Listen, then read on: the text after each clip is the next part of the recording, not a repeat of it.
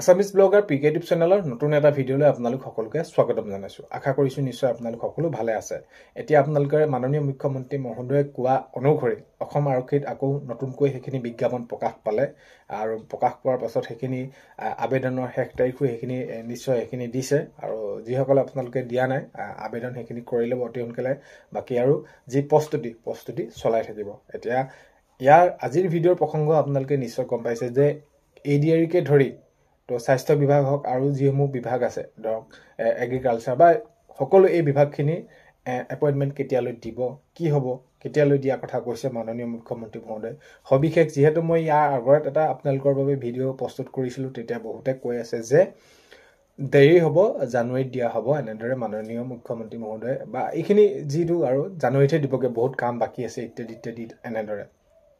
তো প্ৰকৃততে মাননীয় মুখ্যমন্ত্ৰী মহোদয়ে কেনেদৰে কৈছিলে সকলোখিনি জনাই আছো আৰু আপোনালোকৰ কেতিয়ালৈ দিব, কেতিয়ালৈ আপোনালোকক এপইণ্টমেণ্ট দিব, কেতিয়ালৈ এইখিনি সকলো সমাপ্ত হ'ব সকলো জনাম। ভিডিঅ'টো আপোনালোকে শেষলৈকে চাওক আৰু এইখিনিতে আপোনালোকক এটা অনুৰোধ কৰিম, চেনেলটোলৈ যদি আপোনালোক নতুনকৈ আহিছে চেনেলটো ছাবস্ক্ৰাইব কৰাৰ লগতে কাষতে থকা বেল আইকনটো প্ৰেছ কৰি অল কৰি থ'ব, যাতে নতুন এটা ভিডিঅ' দিয়াৰ লগে লগে আপোনালোকে আগতীয়াকৈ চাবলৈ পায়। যদি ভিডিঅ'টো চাই ভাল পায় লাইক এটা কৰিব আৰু শ্বেয়াৰ কৰি দিব বুলি আশা কৰিম। এতিয়া যিহেতু আপোনালোকে বহুতে কমেণ্টৰ যদি এইটোৱে কৈ আছে যে জানুৱাৰীত দিব, বহুত কাম আছে, সেইখিনিতো আপোনালোকে অফিচিয়েলি ভিতৰৰ কথাটো গম নাপায়। মাননীয় মুখ্যমন্ত্ৰী মহোদয়ে কিদৰে কৈছে সেইটো আপোনালোকে ভালদৰে চাব লাগিব।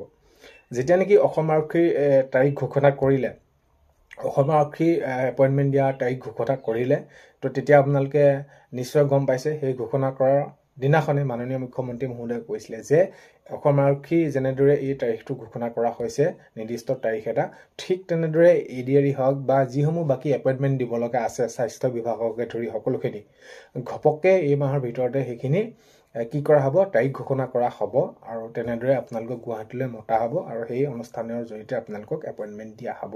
এতিয়া বহুতে কৈছে জানুৱাৰীত দিব, সেই জানুৱাৰীৰ কথাটো ক'ৰ পৰা আহিলে আৰু এতিয়া ডিচেম্বৰ এইকেইদিন আপোনালোকৰ 10 দিন ভিতৰত যোৱাই নাই আপোনালোকে ভিডিঅ'টো চাই থকালৈকে। তো তেনেহ'লে আৰুতো আছেই সময়, তো আপোনালোকে বহুত বেছি চিন্তা কৰাৰ প্ৰয়োজন নাই যে আপোনালোকক কেতিয়ালৈ দিব। বহুতে বহুত ভাগে এইখিনি ক'বই যে ইমান দিনত দিব, এতিয়ালৈ দিব, এনেকুৱা ধৰণৰ এইটো হ'ব। তো তেনেকুৱা নহয়, মাননীয় মুখ্যমন্ত্ৰী মহোদয় সকলোখিনি বিষয় চালি জাৰি চাই সেই দিশখিনি, কাৰণ কেলৈ বিভাগীয় কৰ্তৃপক্ষক তেওঁ সেইখিনি সুধিছে বা সেইখিনি জনাব দিছে তেওঁ কিমানখিনি আগবাঢ়িছে কাম।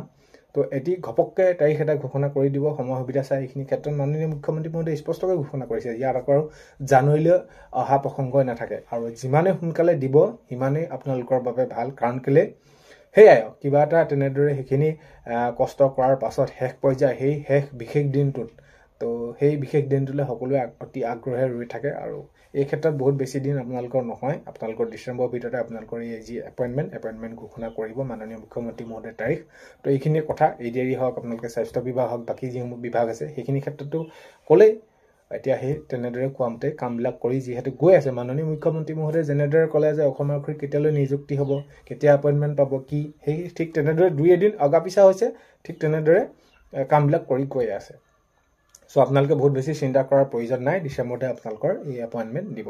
চ' এইখিনি আছিলে, আগন্তুক সময়ত আপডেট পালে নিশ্চয় জনাম। আৰু বিশেষকৈ আৰু বহুতে এইটো সুধি আছিলে যে আকৌ এডিআৰই ওলাব নোলাব, নিশ্চয় ওলাব। এইখিনি ক্ষেত্ৰত বা বেলেগ স্বাস্থ্য বিভাগ হওক, শিক্ষা বিভাগ, এইখিনি ক্ষেত্ৰত বিভাগসমূহক খবৰ কৰি কিমান কেনেদৰে বিভাগত পদ খালী আছে সেইখিনি ভিত্তিতে আগন্তুক সময়ত তেনেদৰে ওলাব বুলি আজি প্ৰায় 2-3 মাহৰ আগতে মাননীয় মুখ্যমন্ত্ৰী মহোদয়ে তেনেদৰে জনাইছে। আৰু এতিয়া শেহতীয়াকৈ যেতিয়া নেকি অসম আৰক্ষীত এইখিনি ধৰি লওক আপোনালোকৰ নিযুক্তি পত্ৰ দিলে, এপইণ্টমেণ্ট দিলে, সেই তেতিয়াও অসম আৰক্ষীৰ কথা কৈছিলে। অসম আৰক্ষী এতিয়ালৈকে ইতিমধ্যে পদ বিজ্ঞাপনৰ সেইখিনি ওলালেই, তো আগন্তুক সময়তো সকলোখিনি ওলাই থাকিব। খবৰ পালে নিশ্চয় জনাম। আজিৰ এই ভিডিঅ'টো আপোনালোকে শেষলৈকে চোৱাৰ বাবে বহুতে বেছি ধন্যবাদ। আৰু ভিডিঅ' প্ৰথমতে কোৱাৰ দৰে চেনেলটোলৈ যদি আপোনালোক নতুনকৈ আহিছে ছাবস্ক্ৰাইব কৰাৰ লগতে কাষতে থকা বেল আইকনটো প্ৰেছ কৰি অল কৰি থ'ব, যাতে নতুন এটা ভিডিঅ' দিয়াৰ লগে লগে আপোনালোকে আগতীয়াকৈ চাবলৈ পায়। অন্য এটা ভিডিঅ'তে লগ পোৱাৰ আশাৰে আজিলৈ বাই।